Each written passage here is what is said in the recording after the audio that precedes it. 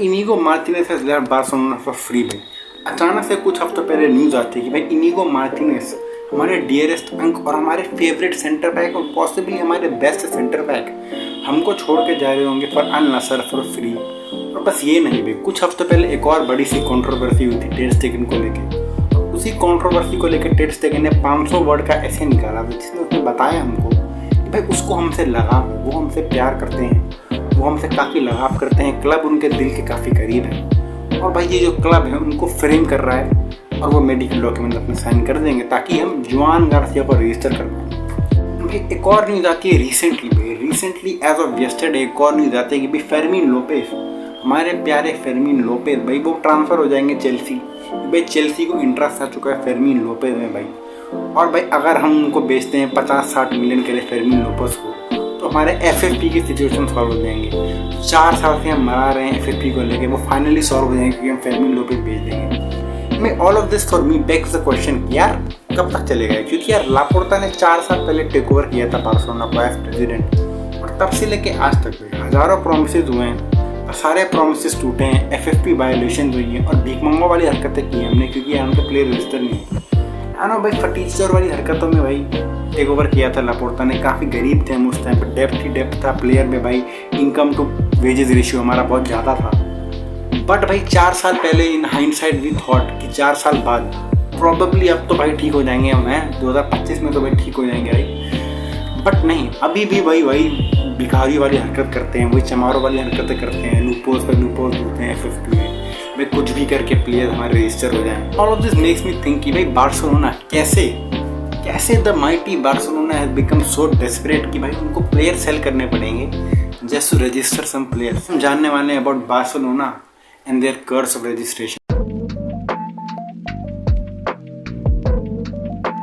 The first of the most simple and the most obvious reason for all of this is कि भाई हम गरीब हैं, billions in debt, and though we are not the only ones in Europe जो depth में हैं, still भाई sportingly भी हमको सक्सेस काफ़ी भीख मांग के ही मिली है क्योंकि भाई last season was awesome of course, but उसके पहले हम ट्रॉफीलेस थे।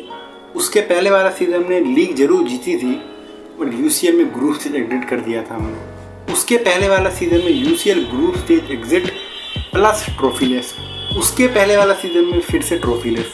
तो भाई अगर ये सब फैक्टर्स तुम देखो तो पैसे तुमने कमाए नहीं, पैसे तुमने ले लिए, तो पैसे तुम चुकाओगे कैसे यार, समझ रहे हो भाई। End of course Hansi Flick के आने के बाद से भाई पूरा एटमॉस्फेयर सा चेंज हो गया कि भाई अब तो स्पोर्टिंग सक्सेस आने लगी है, पैसे आने लगे भाई कंपटीशन से। बट पिछले एक सीजन की सक्सेस को लेके भाई तुम पिछले 2-3 सीजन के फेलियर्स को नहीं मिटा सकते, समझ रहे हो। I give you an example भाई, पिछले सीजन चैंपियन लीग में हम सेमीफाइनल तक पहुंचे।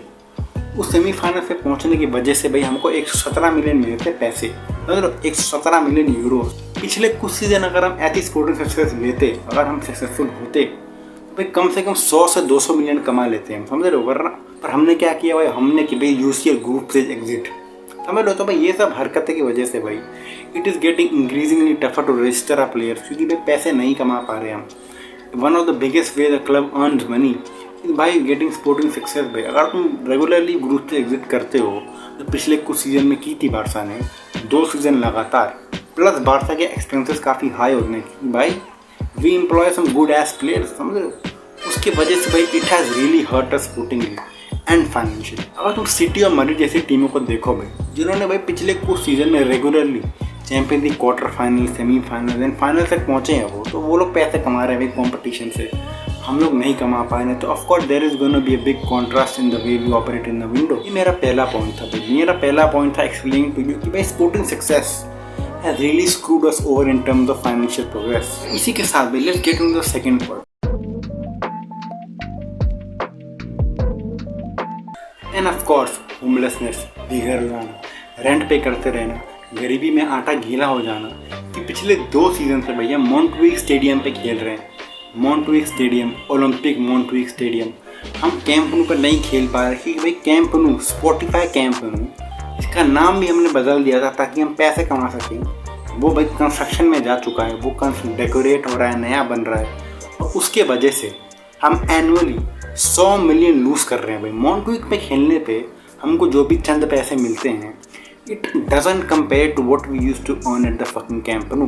पिछले 2 सीजन में we should have earn 200 million but हम नहीं कमा पा रहे क्योंकि भाई कैंपिंग नहीं है। भाई कैंपिंग नहीं है, ऊपर से तुम्हारे प्लेयर भी तुम पे कंट्रोल पे नहीं है। तो भाई Frenkie de Jong, who is by the way not to be blamed for this situation, वो 26 मिलियन सैलरी लेके बैठा है। उतनी सैलरी अगर तुम कहीं और यूज करो तो फॉर एग्जाम्पल भाई तुम 622 के अफ्रीकन चिल्ड्रन का पेट भर सकते हो। 622 के अफ्रीकन चिल्ड्रन का तुम पेट भर सकते हो पूरा अच्छे से। ऑन टॉप ऑफ दैट भाई टेर स्टेगन जो इस क्लब को हॉस्टेज लेके बैठा है, वो ऑफकोर्स इस क्लब को हॉस्टेज लेके बैठे है क्योंकि भाई at the end of the day contract किसने दिया? तुमने दिया। तो भुगते के कौन? तुम्हें भुगतोगे और तुमको देना ही है कॉन्ट्रैक्ट। तो कुछ सोच समझ के दो है। ऐसे मजाक मस्ती में तुमने बिना किसी फ्यूचर प्लानिंग के तुमने टेर स्टेगन को, फ्रैंकी डियोंग को कॉन्ट्रैक्ट दे दिए हैं और बाद में तुम कंप्लेन करते हो कि यार सैलरी रिड्यूस कर लो, ये कर लो, वो करो। वो क्यों करें? They have all the authority in the world to earn as much as they want from their contract. उन्होंने साइन किया था क्योंकि तुमने वो पेपर दिए थे, समझ रहे हो? So you have to suffer the consequences. You know, a lot of people like to blame the players for all of this. Way players की गलती है। प्लेयर्स सैलरी कम कर लें, इतना सारा कमाते हैं पैसा, थोड़ा कम कमा लेंगे तो क्या हो जाएगा भाई? अगर लगा करते हो क्लब को तो भाई कम कर लो सैलरी, बट क्यों करें कम?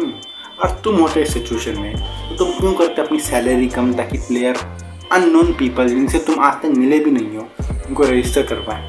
मैं तो नहीं करता जेन्युइनली भाई, तुम्हारी गलती है, तुमने कॉन्ट्रैक्ट दिया था, समझ लो भाई। This management, they are the ones to blame, they are the main culprit behind all of this. क्योंकि भाई for a long time there has been no long term planning. काफ़ी बार हम भाई जस्ट होल्स पे कपड़े रख देते हैं, हम सोचते हैं कि बाद में देख लेंगे, समझ रहे हो? इसके चक्कर में ओवर एंड अगेन वही सेम मिस्टेक, वही सेम गलतियाँ, वही सेम प्रॉब्लम बार बार अराइज होते रहती हैं हमारे साथ। और भाई उनको तुम नहीं इग्नोर कर सकते यार, तुमको सॉल्व करनी पड़ेगी ऑन द स्पॉट। तो भाई this was my second point and I know अभी भी काफ़ी लोग काफ़ी सारे फिंगर्स पॉइंट करेंगे कि भाई उसकी गलती है, उसकी गलती नहीं भाई, तेरी गलती है भाई, तेरी गलती है सारे, तूने जर्सी क्यों नहीं खरीदी, समझ लो? भाई काफ़ी फिंगर पॉइंटिंग होगी। तो भाई अगले पॉइंट में हम देखते हैं कि भाई at the end of the day who is to. मेरे हिसाब से blame can only fall upon one entity भाई, and that one entity is भाई बार्सिलोना का बोर्ड, फुल स्टॉप। मैं आई कैन अंडरस्टैंड कि भाई टेर स्टेगन का जो बिहेवियर है वो जस्टिफाइड नहीं है, बट तुम सोचो अगर तुम उस सिचुएशन में होते क्या तुम अग्री करते हर बात पे?